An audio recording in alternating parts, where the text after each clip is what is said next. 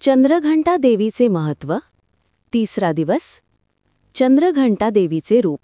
तिच्या कपाळावर अर्धचंद्र आहे, म्हणून तिला चंद्रघंटा असे नाव पडले.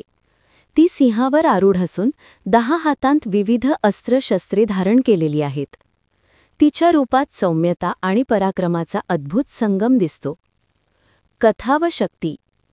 देवीने राक्षसांचा नाश करण्यासाठी अत्यंत उग्र रूप धारण केले. युद्धात तिच्या घणघणणाऱ्या घंटानादाने दुष्टांचा नाश झाला आणि देवांना भयमुक्ती मिळाली. तिच्या दर्शनाने साधकाचे मन स्थिर होते व भय दूर होतो. महत्त्व.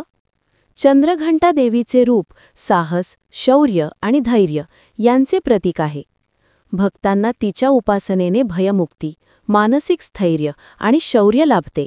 तिच्या कृपेने भक्तांचे शत्रूंचे संकट टळते, तसेच आयुष्यातील अडचणींवर मात करण्याची ताकद मिळते. या दिवशी रॉयल ब्लू म्हणजे निळा रंग परिधान करणे शुभ मानले जाते.